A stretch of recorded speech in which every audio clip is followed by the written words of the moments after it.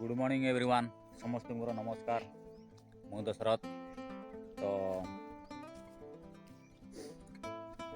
मु गोटे वीडियो करी जो आमर जो जह्नी जह्नी प्रणाली तो आपण मैंने देखते मु 3 दिन पर से मंजी सब बजा बाहर तो तेणुक आपण मानक मुझे देखा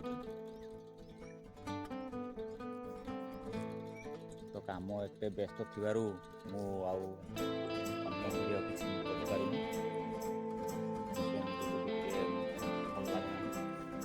तो आप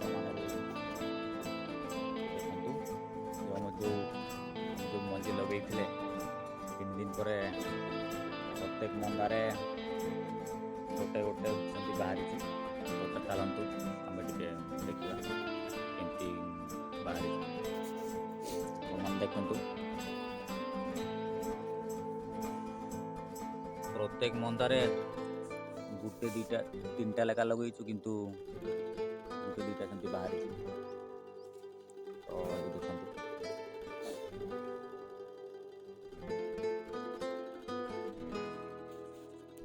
आउ टे जल्दी बाहरी था कहीं 2 दिन जे आम जो मंजी लगेलु तापर आमर कौन कहते सेटा टे आमर थंडा टे जोर टे कौन कौन गछ तो जल्दी बाहरी पारानी सब गले पूरा आमर ओदमान जमी आमर सब जह्नी लगाई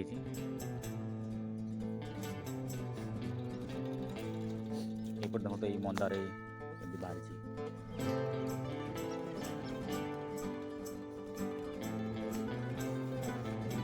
लगा है ना प्रत्येक मंदार सेमती गोटे गोटे बाहरी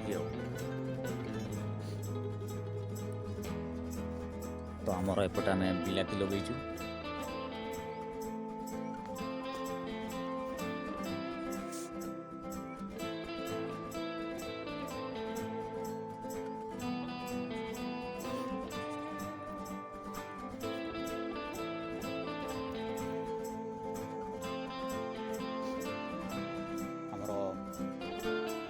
तो आम लगे जह्नी तो अलरेडी आमर तो फाइनाली आमर बाहरी बाहर तो आपण मान देखेबी तेणुक यापर आमर करेला करलार बहुत अधिकांश लोग कहते करलाटा एते जल्दी गजा हुए तो आम देखू आम यापर मोर वीडियो आमर करला केमती गजा करवा से मुझे देखेबी तो तेणुक आपण मैंने भी कौ टाइप गजा करुँच कौ टाइप लगाऊँ निहाती आमर कमेंट बॉक्स रे जनातु मोर चाषी भाई माने कहीं आमर ओडिशा रे तो अधिकांश लोक चाष उपर निर्भर करती तो तेणुक मो चाषी भाई मान को मु कहूँ जे आपण कौ टाइप कौन करुँच आपण भी किसी वीडियो करके छाड़तु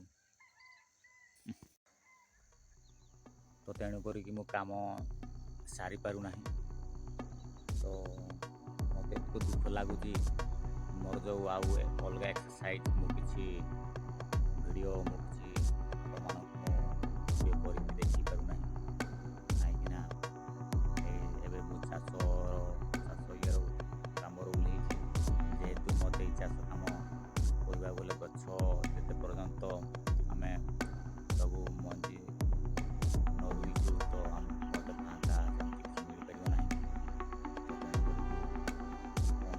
ओनली चाष वीडियो ही देखिपारे देखिए मझे समय देखिए आम टे बाहर पड़ू तो चलतु मो वीडियो को मैंने देखो मो वीडियो देखिए आप शिखा मिलूँ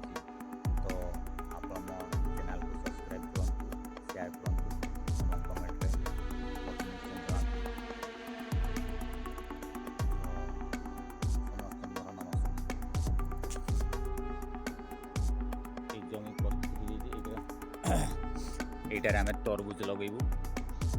ତ ଆପଣମାନେ ଦେଖନ୍ତୁ କେଉଁ ଟାଇପ୍ର ଆମେ ପ୍ରସ୍ତୁତ କରିକି ପୁରା ନାଳ ନାଳ କରିଦେଇଛୁ, ମନ୍ଦା ଫନ୍ଦା ସବୁ ଛାଡ଼ା ହେଇଯାଇଛି। ତ ମୋ ପଛରେ ରହିଲା ସେ ପୁଣି ରହିଛି ଖତ। ତେଣୁକରିକି ଆମର ଏଇ ମକର ପରେ ଆମେ ତରଭୁଜ ଲଗେଇଦେବୁ।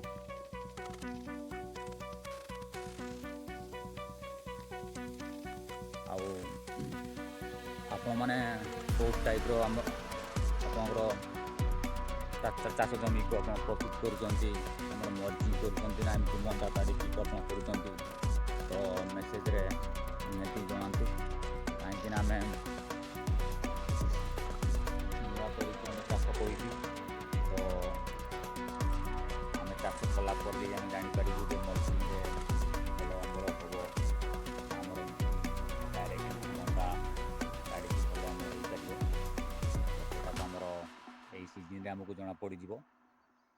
ଆମେ କିଛି ଆମର ଯେଉଁ ସେପଟେ ରହିଛି, କିଛି ମୋ ଜଣେ ଭାଇ ଅଛନ୍ତି, ସେମାନେ ମଲ୍ଚିଂ ଦେଇକି ସେମାନେ ତରଭୁଜ ଲଗାଉଛନ୍ତି।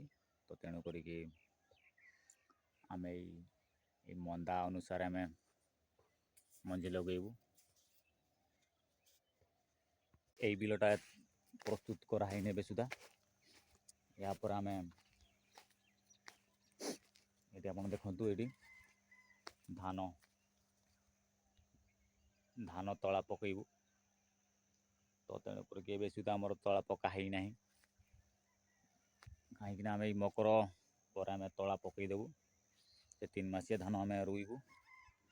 ତ ତେଣୁ କରିକି ମୋତେ ଏତିକୁ ଦୁଃଖ ଲାଗୁଛି ଯେ ଅଧିକାଂଶ ଲୋକ କୁହନ୍ତି ଯେ ଆମର